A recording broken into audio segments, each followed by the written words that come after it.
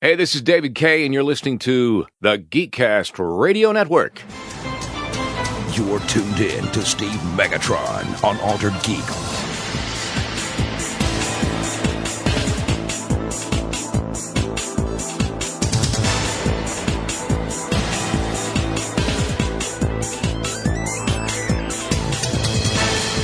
Hi, this is David K., and you're listening to Altered Geek. Geek. Hello and welcome to Altered Geek. I'm your host, Steve Megatron, and joining me on this adventure into geekdom is...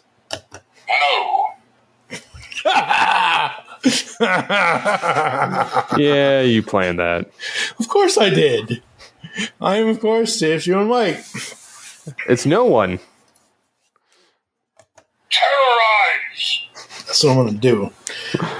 Yeah. I mean, no one. Yep. Yep. So, yes, this is the final episode of the year. Yep. I wonder if anybody missed us, because it's been a few months since we've done one of these things. Yeah, I looked at the script and I was like, October? Really? That's when that was? October. That's right. October. Yes. Yeah. So anyways, it has been a while, and of course we aren't doing one of the GCRN year in review. No, not this.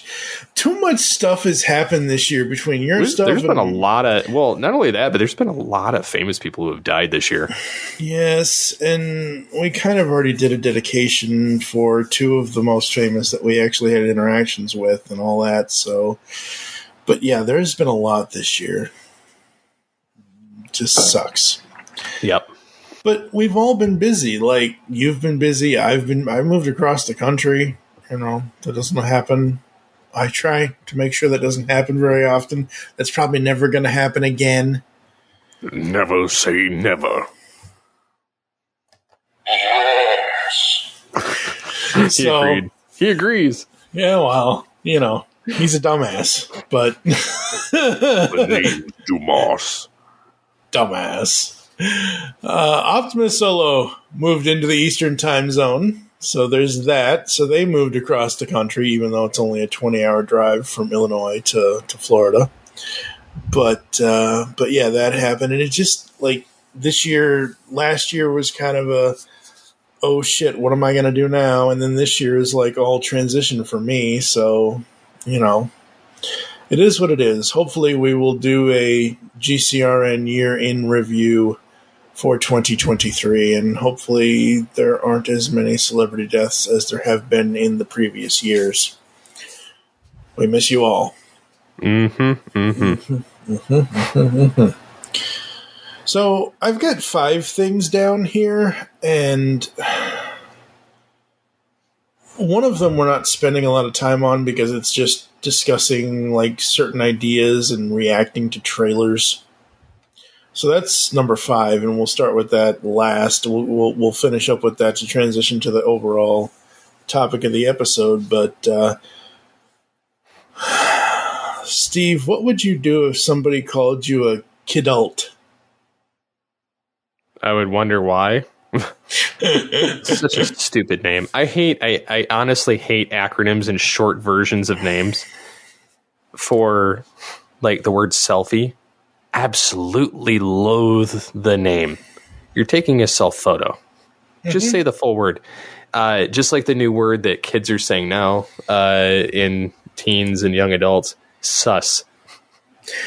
Yeah, it's short for suspect, or like suspicious. Suspicious, yeah. And my kid said that, and I says, don't sound unintelligent. I said, say the full word. Yeah. I said, because it drives me nuts. It's like, anyways, my soapbox. I can see why they're kind of saying it, because, the article says adults are buying toys for themselves, and it's the biggest source of growth for the industry. And they're saying kidults, who tend to spend more on toys, have a great fondness for cartoons, superheroes, and collectibles that remind them of their childhoods. No crap. Duh. I mean, that's why we started this whole network in the first place. Mm-hmm. It's now I have to say nostalgia. Yeah, it's the nostalgia. But I have to say, this is coming from NBC or CNBC News. They're so out of touch. They have been out of touch since Hall & Oates released that song in 1984. Like, mainstream media does not know about geek culture, pop culture, whatever culture, like they probably know more about cancel culture than anything else. But because considering all of them left Twitter, and then they came back because the advertisers left Twitter. Yippee skippy. Yeah, it is what it is. But yeah, but this kidult thing, it's like, who the hell came up with this? Who said this? That's what I want to know. I want to know the person who said. It's like those. It's like what's that old movie, Mean Girls, where the girl's trying to make the word fetch into a word. Mm-hmm. And that's what I feel like they're trying to do here. They're like, oh, kidults. It's like, no. How about geeks, nerds, yep, fans, Uber fans? I mean, it's not like our generation has stopped enjoying any of this stuff. Yeah, it's what I think it is there's been a change in people who work at these places and are finally recognizing the fact that, hey, these people spend money on things that they enjoy instead of, the fleeting crap. And don't get me wrong, I love a vacation as much as the next person or any of those type things. But there's something to be said of, the nostalgia. Like I have truck models of, or Hot Wheel cars of a particular model of truck, or I have, the Starship Enterprise, or, just various things. I have a boatload of Transformers, and it's all, and I'll pick up a Hot Wheel car here or there if I see one that I really like. But it's the whole, I enjoy them. I like them. I like looking at them. I like messing with them. And then I like repainting the figures. So when Hasbro doesn't do their job, no offense, Hasbro, but yeah. But anyways, yeah, I mean, we all have this nostalgia, this, the fondness for cartoons, superheroes, and collectibles that they mention here, because a lot of us were picked on for what we enjoyed when we were kids. It was a comfort. It was not a acceptable thing in the 80s and 90s to say that you were a geek. And being a geek and a nerd back then were insults. We've reclaimed those titles since then. Hello, do you see the front of the website? The Geekcast Radio Network. Let's go.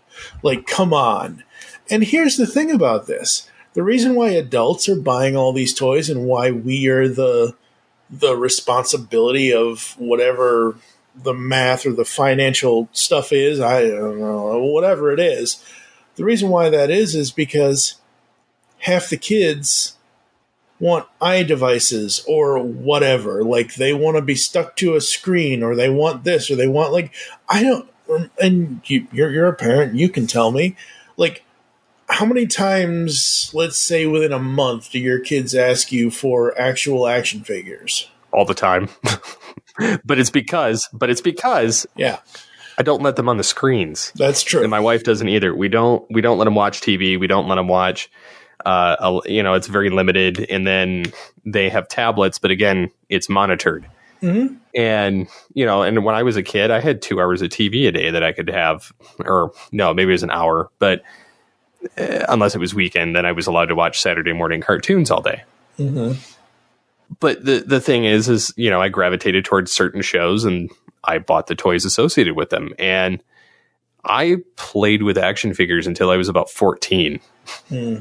And which I know that's not the norm either, but I played with my brothers, with the Transformer characters and the Legos and all that stuff. And my kids have Legos, they have Transformers, they have various other types of toys, animals and whatnot. And so I do see that, like, the modern era kid is put in front of a screen, whether it be a tablet, whether it be a phone, whether it be a smart TV or a tablet, just any of those things. And they just consume, Twitch or YouTube, or, it's not like they're actually watching a show, which a show for us as a kid was a toy commercial for the toys that we were looking forward to coming to the store. And the stuff that's out now, it's kind of hard to read. Like a lot of even the Star Trek movies, that have come out, or the figures like Playmates is just now starting to put Star Trek toys back in like Walmart.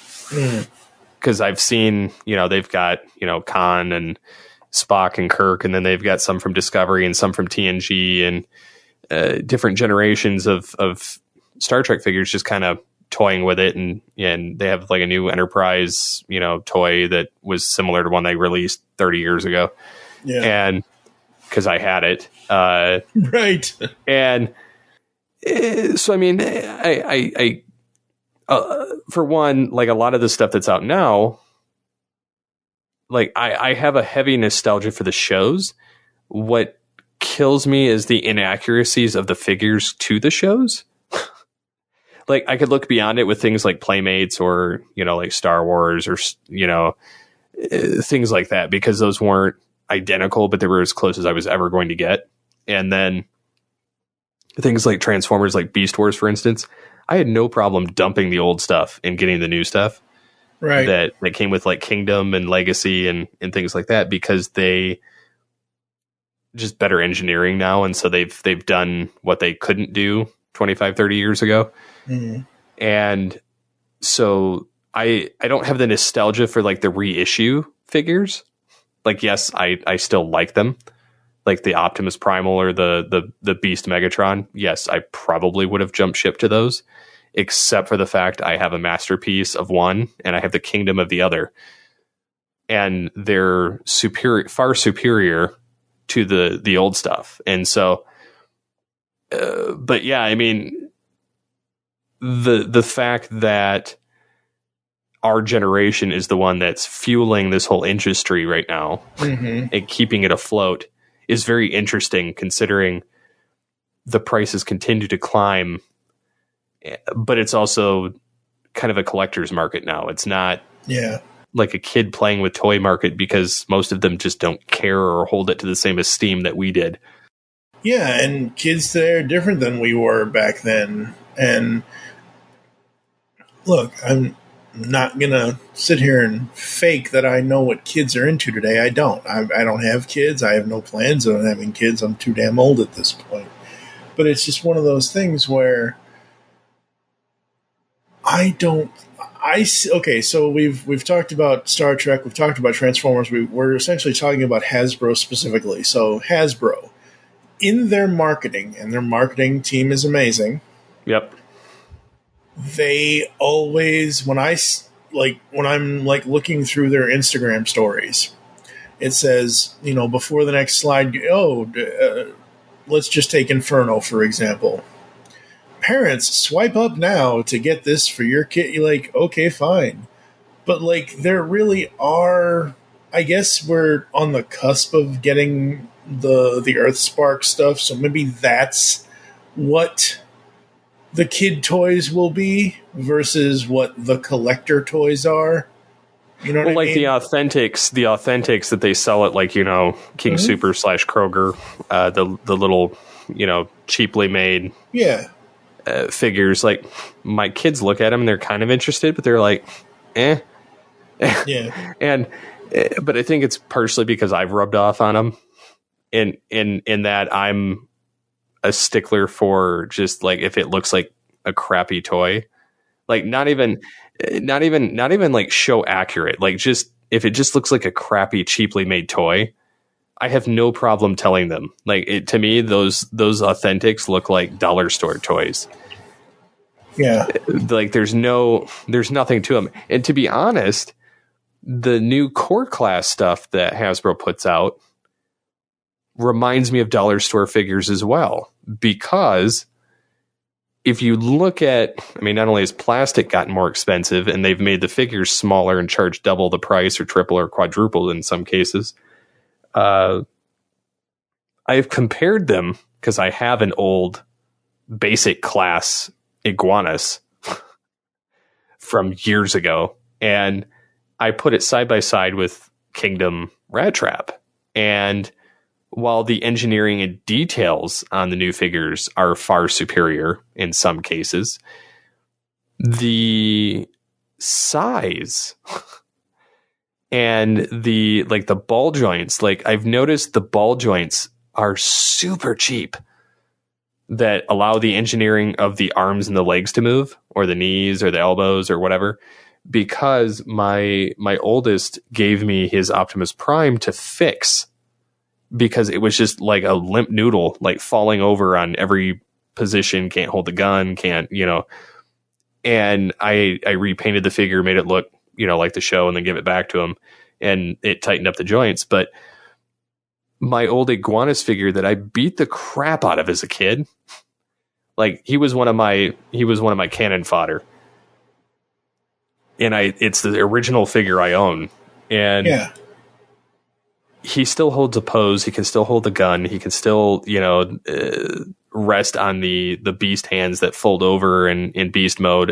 It kind of bothers me, how crappy they make some of the stuff now in some of those regards. And that's the same with any of the size classes. Even the Transmetal 2 Megatron that's out now, those claws that they incorporated into the chest, they don't fully peg in there, which drives me nuts, but that's totally different issue there. But yeah, so I have no problem telling my kids when I think it's a crappily made toy, and to save their money, or, hey, how about this? Get the poor man's masterpiece version, like the Studio Series stuff. I'm like, get those. Those are better.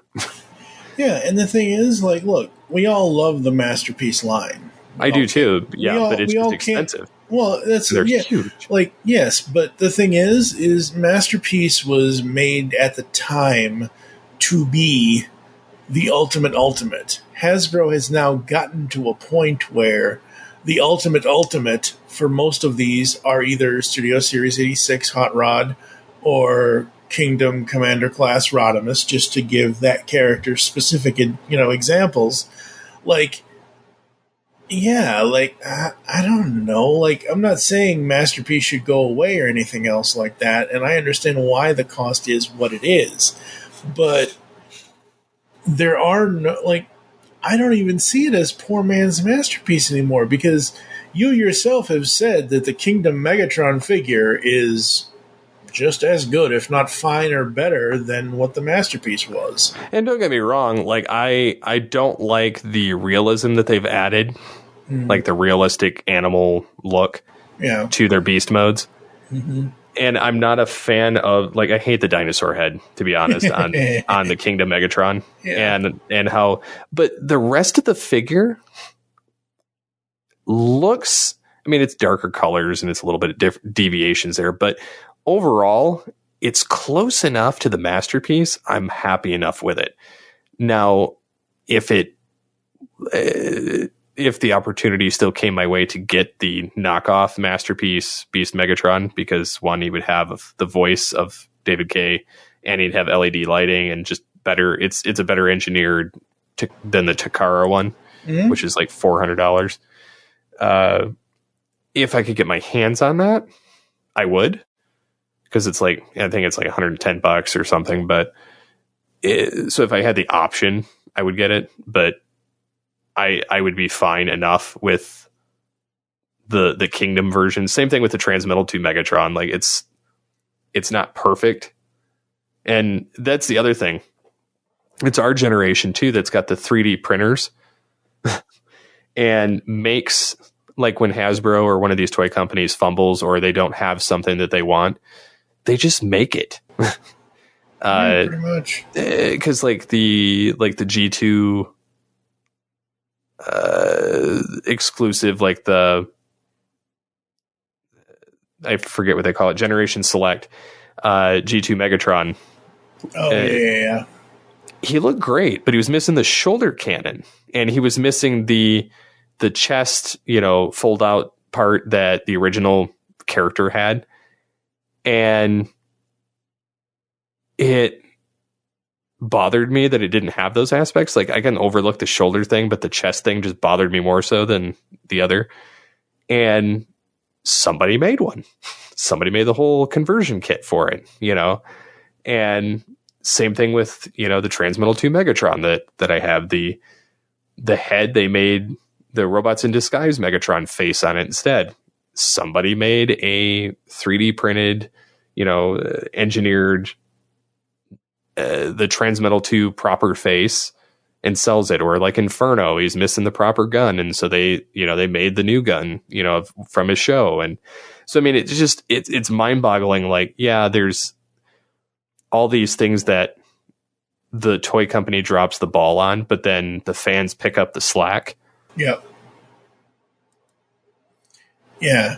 And the thing is, like, the whole point of bringing up, like, for me, this story is it's a moot point, because there are kids who like toys and there are adults who like toys. And I've been trying to find information about this. What makes me so angry about any of this thing in this article is the term. It has nothing to do with the phenomenon of us adults being responsible for 1 point whatever it is percent or whatever the hell of the toy industry succeeding. It's the kidult term that I am just like, where the flag did that come from?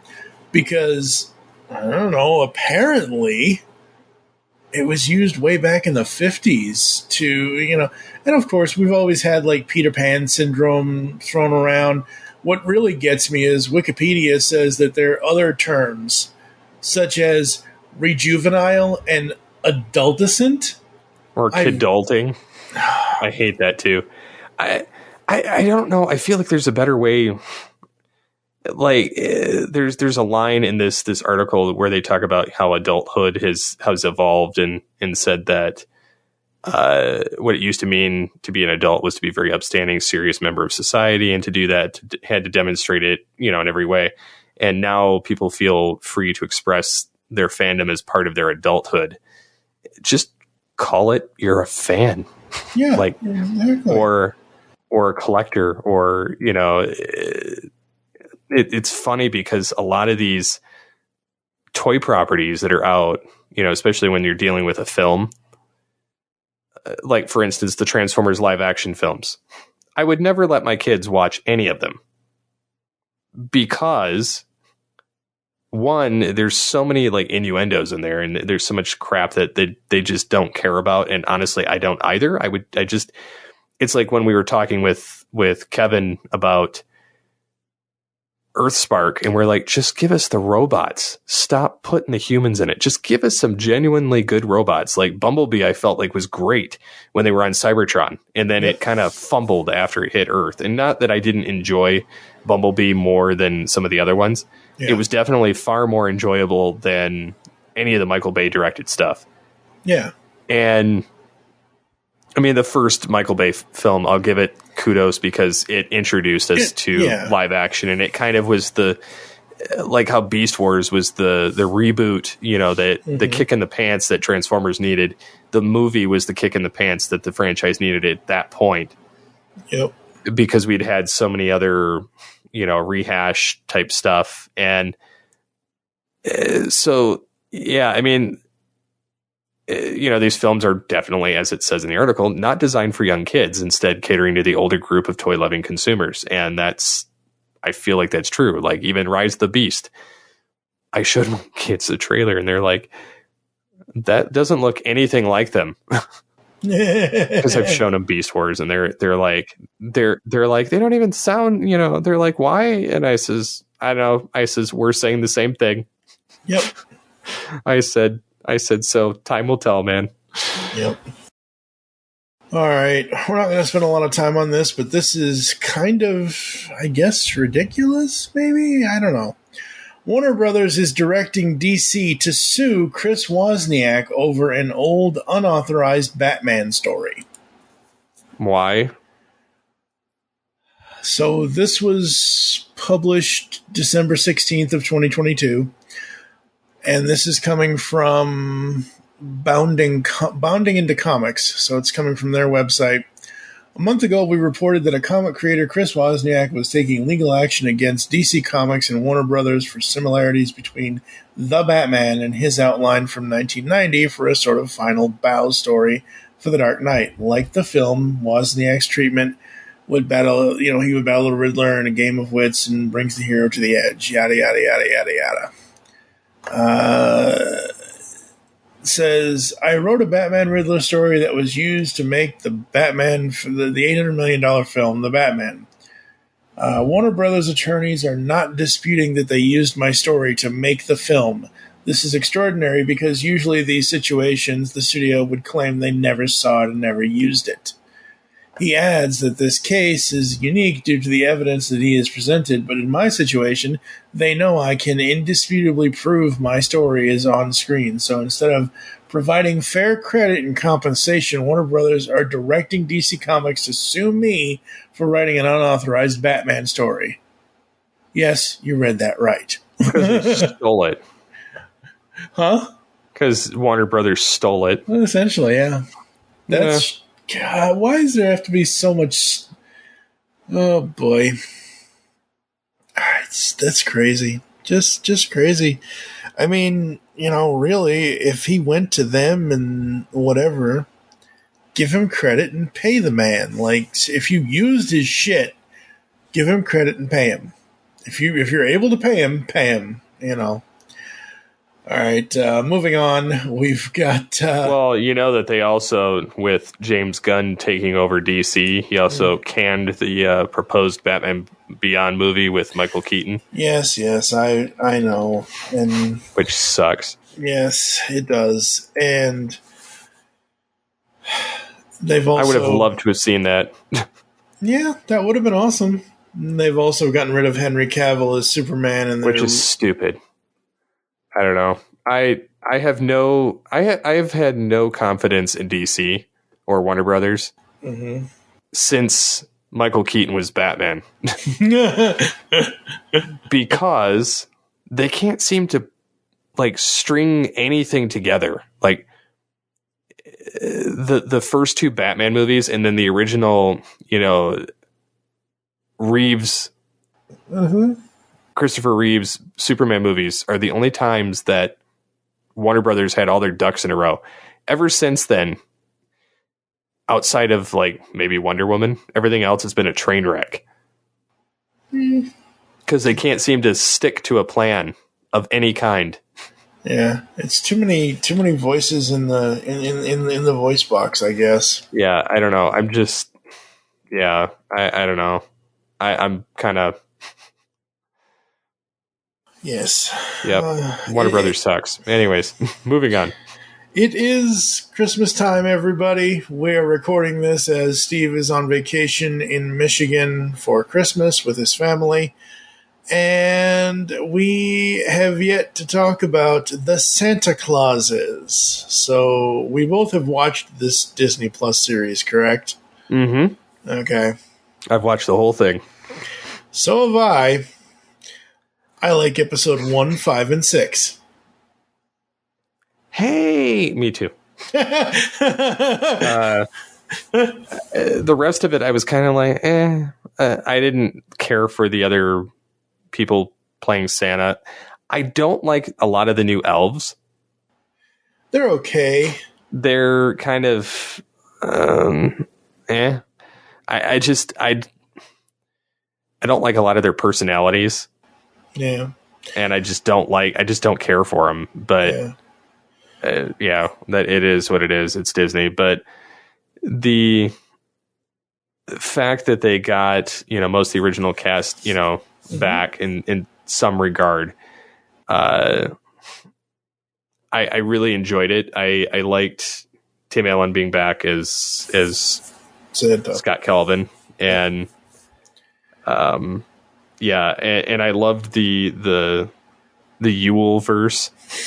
Yes. With awesome. Bernard, and he's like, "Yeah, you aged," and he says, "Yep, I gave up my immortality to I met a human. I met a human. Yep. She's 84." And he says, "I'm 1,600 years old. It doesn't really matter." Yeah, it doesn't really matter. But I thought it was funny that, they made it out that Scott was the first human Santa. That was the good part of the story. That was awesome. And that they had specifically chosen him, and that's why, the Santa that fell off the roof disappeared and didn't, and Scott fell off the roof. Yep. And he didn't disappear. Yep, exactly. So it was all set up. Yeah. So it was just funny because they're like, oh, you don't know? They're like, this was all predestined, and we're like, you were supposed to see him that night. And just because of how he, when he was a kid, the heart that he had. Mm-hmm. And so I thought that was kind of cool. And then how they wrapped it all back up and, he got re-Santified. And I'm not really sure what they're going to do for a season 2. So that's my problem. I feel like they could leave it right where it's at. Like he's like, yep. We're he's going to just live out the rest of his life. Yep. So you guys are probably people listening to this show may or may not go over to Studio 2009 and listen to that podcast as well. Steve and I just recorded our mini discussion on Spirited, which is an Apple TV Plus film with Ryan Reynolds and Will Ferrell. I almost said Will Friedle. That was going to be a little weird. Can you imagine Batman and Deadpool? Anyway, never mind. So anyway, I just said over there about how I miss the one and done stuff. Like a show doesn't have to have 7 seasons, 8 seasons. I mean, depending on the show. This I viewed as a 6-episode miniseries kind of thing. And it has a good beginning in the middle, because I'm not the biggest fan of the Sinbad-like character that, the Simon character or whatever. He finally learns, but it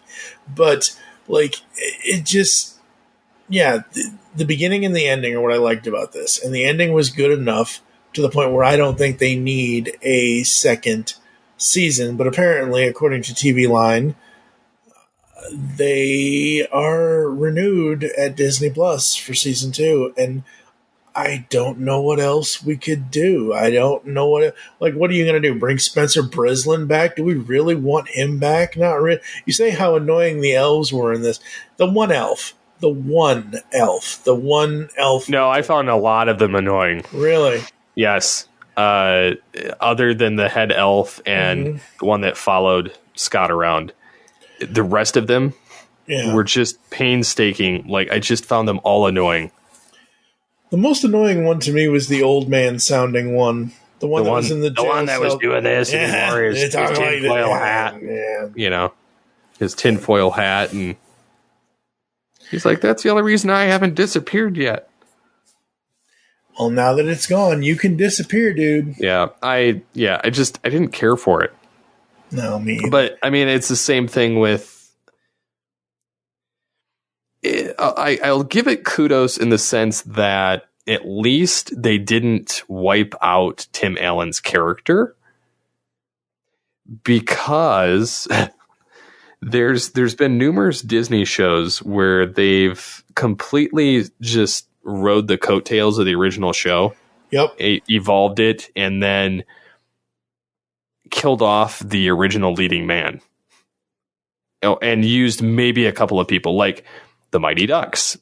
Emilio Estevez, season 1, they dumped him for season 2. And because he said something about COVID or... Well, he said he wouldn't take the shot. Yeah. But, which, I don't know. That is what it is. Whatever. That is what it is. Yeah. That's water under the bridge. But anyways, the other ones that drove me nuts were Turner and Hooch. I liked the show for what it was, and I was kind of sad it didn't get a season 2, because you also had, Winslow, Family Matters, Carl. Yeah, he can't remember his real name, but anyways, Reginald Vell Johnson. Yeah, yep. So he was in it, which was cool. But they killed Tom Hanks' character, so there was no way that he could be back. and I was kind I'm of bummed so about glad it. I never watched that show. I was so bummed that they did that. They had it so that like he had died, and he'd left some info in a case he was working on, and they solved it by the end of the season. But I really didn't like the fact that they did that. And then they tried to reboot Doogie Howser, and they made a new one that was trying to ride the coattails off it. I don't even know if it got a season 2. I thought it stunk too. And then because I just was out of curiosity watching it, and then this new National Treasure. Yeah, that's coming up, and without Nicolas Cage, it's not National Treasure. Its third episode just came out today. Because I watched the first 2. How they connect it to the National Treasure franchise is the FBI agent that was constantly chasing Benjamin Franklin Gates through the first 2 films. It takes place in modern day, so he's old and senile, and he has somebody taking care of him in his house, and he's got all these security things and all these, and he's a Freemason, and he's got all these clues, and so anyways, this girl discovers, and she's an illegal alien, and has a knack for solving puzzles and skills like that, and has some friends, and one of them's like a streamer and something else, and the dude they make him super like wimpy and Weasley, like he's all about shoes and stuff. But so anyways, they come across some information, like an old clue kind of thing, and the fact that she kind of learns about her father or whatever, and had this necklace, and he was a treasure hunter, and basically trying to do like akin to protecting the treasures like Nicolas Cage's character. Yeah. And the FBI agent gives her some information, gives her a book or something, and then this tycoon, kind of like the last the first 2 films, there's somebody with a lot of money and a lot of backing and a lot of shady background, and then starts sniffing around, taking care of it and attacking them and going after them. And so it's very much similar to those, but I feel like it's very hollow because they also killed the FBI agent off, like in the first, like he showed up for that scene with the new lead character. Yeah. And then off screen he was killed off, and then they have his grandson, which inherits his house and wants nothing to do with it. And I don't know.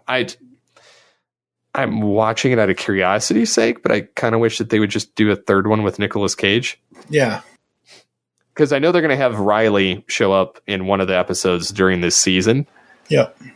But even then, it feels kind of like, unless this is like a way to shoe in Nicolas Cage at some point. But I mean, the guy that plays Riley is really not doing much, and neither is Nicolas Cage at this point. So yeah, Justin Bartha, I don't even remember. National Treasure 2 was probably the last thing I saw him in. Yeah, same thing. And so like I'm going to watch it, but I'm kind of curious what's going to happen in the show, but I don't have high hopes, and I feel like it's going to get canceled too. I don't understand why they are trying all this stuff to just eventually cancel it anyway. Well, I think they're trying to ride the coattails of nostalgia. The only problem is they're forgetting the important part. It's like trying to do the Transformers movies at this point without Peter Cullen.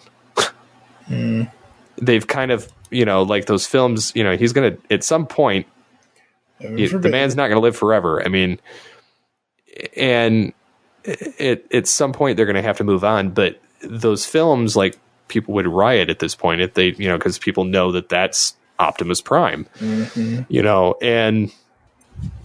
the fact that, they keep reintroducing these old movies as TV series and then neutering the main part of it, which was the characters, Yep. which is what made the whole story go. Yep. And I feel like a lot of the writing in a lot of the modern shows are very lazy. Like I watched She-Hulk, absolutely hated it, just because it was just lazy writing. I liked Hawkeye. I liked Captain and the Winter Soldier and the Falcon. Loki, I was kind of on the fence. I don't like Loki as a character, so I don't like him as a character, but the show show wasn't terrible because they kind of made him redeeming. They made him almost like Q in Star Trek, so it was a little better. But I don't know. I feel like because they're trying to pump out so much content on all these different streaming platforms, they're not really taking adequate writers or show executive producers on that understand the process of writing a quality program. Yeah. Whereas like back in the 90s and the early 2000s, like they didn't have streaming. It just was like you had to work your way up and learn the trade. Nowadays, they're just plucking people from anywhere. Oh, you know, I know this person, so I'm going to have them write, and they could have crap for experience. It's why they have instead of episodes like back in the day, where you had one writer for the episode, maybe two. Nowadays, they've got a whole slew of names that are attached to episodes.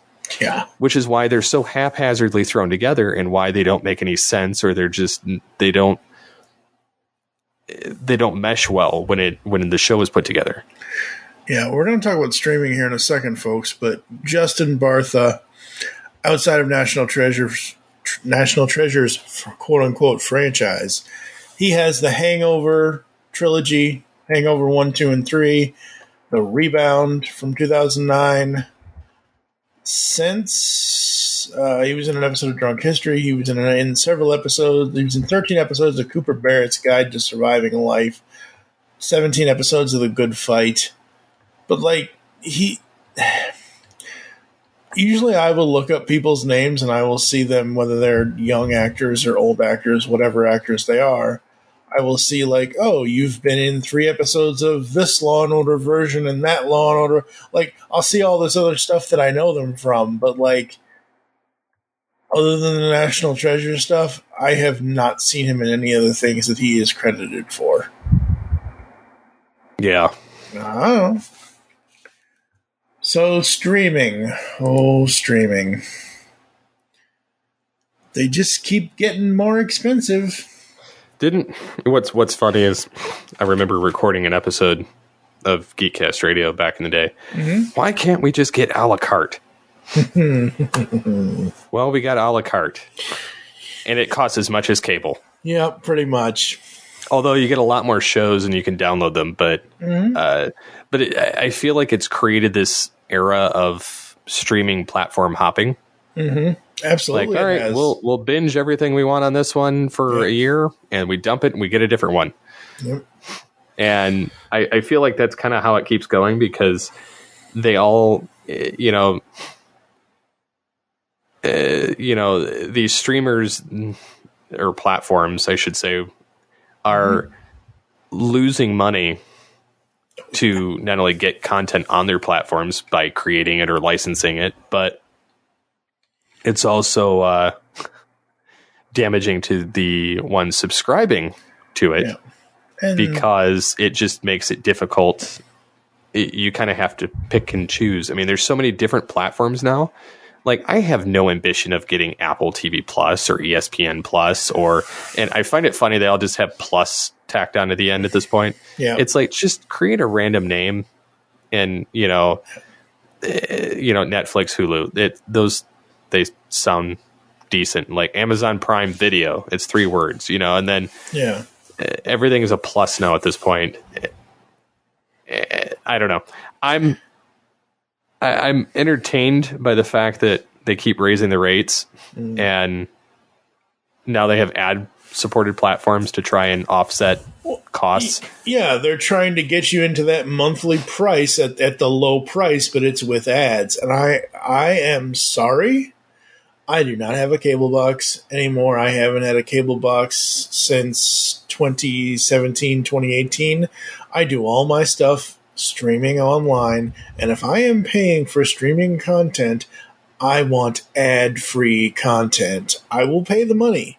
Like, I just, as of this recording, my annual Disney Plus subscription came up, and I paid the whatever it was, because it was funny. It was 2 days before they were going into the price hikes. So I got it at the $76 or $86 price that I got it at last year. So I just missed the price hike on the annual plan this year. And the thing is, for me, folks, now I want to find streaming services that offer annual plans. I don't mind spending $100 a year on streaming content. That's fine. I don't mind that at all. That's great. $100 a year, I can save up that money and pay you at the end of the year. Kind of, you know what I mean? Like, I asked, I've gotten no response from Netflix, but I asked Netflix if they had an annual plan. They never responded to me on Twitter. I asked, and I even called. I can't believe I did this. I called Hulu to ask them if they had, because they weren't really responding. They're like, "Oh, you can check out this." No, I want an answer. So with the it's $12.99 now. With the $12.99 ad-free plan, there is no annual billing. But I think all services should have annual billing, especially if you're paying for ad-free content. You know, I'm currently in the midst of a YouTube premium subscription for the first time ever since I've been on YouTube since 2007 or so, watching content. And I love it. It's great. I paid just over $100 for a full year. I got to actually check and see when that renews. But it's one of those things where I don't mind paying to not have ads. And I understand that things are going to go up and whatever else. And those people that want to pay the monthly, they can sit there and pay the monthly, and that's fine. But this whole streaming war, it's tiresome. Well, it's funny because as they raise the prices, they're only encouraging more people to pirate. True. And I'm not encouraging that. Yep. I'm just saying, like, the more that they raise the rates, the more likely people are going to just rip the program that they want rather than deal with it. And it's not hard. Like, if you know the software, there's tons of them out there that you can rip. Like, I had like a demo of one. I was trying to figure something out for a disc I owned, and it did all of the stuff at the same time. And just out of curiosity, because it said it could do Netflix as well, I recorded 30 seconds off. It ripped it verbatim, HD, doesn't matter. Cool. And I was quite surprised that it worked. I mean, it gives you 30 seconds because it was free, and you have to buy this full software, and I wasn't planning on using it more than for ripping the disc I already owned. And I was, like I said, I was just surprised, and it's easier than ever if you're really trying to get away to get content. It's not hard to get it. So I feel like they need to all, like, I get they got to make money, but there's only so much. I mean, especially with inflation and like cost of living going up, like my heating bill it tripled because they're like, oh, natural gas costs more now. And we're passing on the cost to our constituents, our customers, and it's like, yeah, okay. And you're not making a penny, right? But I mean, like, I can't afford extra stuff. Like, it's, the heat bill going up, my mortgage going up, the taxes going up, like everything goes up. So it's like, what's the first thing I'm going to cut? Streaming. Yeah. Probably. Because I can live without it. I've got enough stuff that I've socked away over the years, like of shows that I've watched or movies or there's free platforms like Tubi. Yep. Tubi's awesome. There's commercials. Yeah. But I don't pay for it. Sometimes if you watch enough of it at one time, there are no commercials. Yeah, but I mean, sometimes. because you're watching it for free, I will put up with the commercials. So, like, I'm not going to pay to have commercials. I feel like that's the old way of thinking. Like somebody's like, oh, we're gonna go back to the cable method of, you pay and you watch commercials. Like So I've said my piece. Yeah, it's just one of those things where it's just crazy. And look, I'm not in the Apple ecosystem. I have no interest in subscribing to Apple TV Plus. And they don't have any shows or anything that, like, Spirited's great. It's a great film, all that, but, like, I don't know. For me, like, I love having Paramount Plus and Discovery Plus and this plus and that plus and whatever other plus, and that's great, and that's all well, good, and fine, and it's the content that I want to watch, and that's awesome. But, like, where's the ceiling for these costs? That's the question I want people to answer for me. Truthfully, I don't see these prices going down. I see them incrementally going up over the next, 5 years. I see them doubling at least. Oh, absolutely. No, but that's my point. Where is this for the consumer, for us? I'm asking you, and I'm asking the audience listening to the sound of my voice. If people are listening, hopefully you are. We enjoy it that you listen. Thank you. Where is the ceiling for us as consumers? At what point are we going to say it's enough? $20.99 a month is too much, or $200 a year, and I'm only talking one service. I'm not talking about multiple. You pick one. Take Netflix, take Hulu, take Disney Plus, take whatever you want. You pick that one service, and you either pay the high monthly plan or the low ad-supported plan, and you multiply that over 12 months, or you pay the annual plan. But what is that going to end up being? Like right now, I don't have my phone with me, but if I remember off the top of my head, it's on the charger. I believe as of right now, in December of 2022, I can go onto Paramount Plus and get a yearly annual plan for, I think it's $150 for the ad-free plan for the annual, which isn't bad. No, it's fine for me. Like, again, it's not terrible, but it's not terrible. But and the reason why it's not terrible is because, okay, you take, let's say, that plan plus the Disney Plus plan I just paid for at $86, even though it's going to be more expensive next year. So that's let's just say close to, well, that's what, $240, $230, whatever it is. Normal cable packages in the last 20 years have been somewhere between $200 and $300 for all, like if somebody wanted all of the bells and whistles. But you're paying that $200 to $300, and you're still getting advertisements because that's how it used to work. Now, with having the option to get ad-free, that to me is worth it. Sort of. But there is a limit, obviously. There's always going to be a limit to, like you said, it encourages, service hopping, or Booth Ninja, Mike Powers, does this all the time. He's done this for years, where he'll start one and then stop the other, or stop one and start the other one, or whatever. And pretty soon we're all just going to have to go back to probably physical media at some point, because it's going to get too that ceiling is going to, that roof is going to be blown off so much. That explosion is going to be like, you just don't even want to know. Yes. You timed that one good. I know, right? That's what mute's for, folks. But yeah, I mean,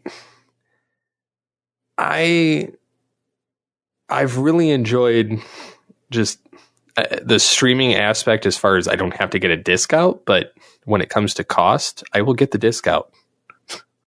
Absolutely. Or when it comes to it's not on streaming, I will have to get the disc out. Like, if it's not on streaming, I will make it stream. Okay, well, yes, but no, I'm saying right. I understand. No, because I've all of my media, my physical media that I've had over the years, I've dumped it all. Yeah, you've ripped it all I've ripped it all into a hard drive, and I have it on my network, and and then I watch it through my home network now. Absolutely. And I know this is a silly thing, and it's funny because I wasn't able to do this year for studio. I wanted to do an anniversary episode, but it's funny, like I just mentioned about the whole if it's not streaming, you go buy the. This year is the 20th anniversary of the film release of Shane West and Mandy Moore in A Walk to Remember. That movie is 20 years old this year. It's not on any streaming service currently, to my knowledge, and I had to go buy a DVD off of Amazon to watch the damn thing. I bought, because I don't think it's on any streaming, I bought the complete series of Dino Thunder for Power Rangers because with Jason's passing, I'm like, I need to see Dr. Tommy Oliver. I need to see old ass Tommy, and I need to see him kicking ass when he's back in black. You know, we're gonna end up. Okay, maybe you're not gonna end up having to go to back to school media, and maybe people who are like you. Oh, I might for some. Well, yeah. If I can't find something, I will buy it, and yeah, absolutely. Anything else? I mean, we're at the year end, dude. What kind of geeking are you wanting to alter next year? I don't know. I'm just kind of waiting to see some of the new movies that are coming out. You know, the Spider-Man, the Super Mario. That Rise trailer, of the Beast. Man. Yeah, that Mario trailer, though. Wow. I was kind of surprised by it, actually. But it's taking a journey through the game. Mm-hmm. And I liked it. I thought it was fun. I thought it was cool. I, do not care about the whole supposed, whatever with, oh my God, it's Chris Pratt as the voice of Mario. I don't care. Do I wish the guy, Charles Martinet or whatever his name is, was the voice? Yes, I do. But I understand, and it's fine. It's not the end of the world. Yeah, I'll live. I don't care enough. Yeah. I'm not hating it. Yeah, no, I'm really digging it. I'm loving where they're going with it. It's very fun. Very, very fun. Yeah, so I mean that's pretty much all I've got. Yeah, pretty much. I mean, I guess we could give a passing mention to the Barbie trailer. Yeah. I saw that and I'm like, really? Yeah, I don't know if I care. Oh, I don't care. I think it's gonna probably bomb, to be honest. Yeah, I don't know. I'm not saying that to be mean. I think it's gonna bomb. Yeah, probably is. So I guess Merry Christmas and have a Happy New Year, everybody. Anything else you would like to say, Megatron? No. Yes. No. What a pleasant surprise. No, it's not. Where is my rubber ducky? Don't you want to know? Yes. Well, that worked out. Yes. No. I think the next one he says is side guns. Side guns. Yeah. that didn't work out so well. All right. Close us out. So, you can, of course, get a hold of us on geekcastradio.com, where you can find all of our podcasts, including this one, and all things Transformers, Studio 2009, The Pull Bag, and more. You can leave feedback for the show, feedback at geekcastradio.com. You can find myself on Twitter at SCP21 or at Altered Geek. And yourself, sir? I am at TFG1Mike. So, until next time, get altered, get geeky with the Altered Geeks. Excellent. I am Batman. Yes. I fight for justice. No. Gotham City needs me. Yes.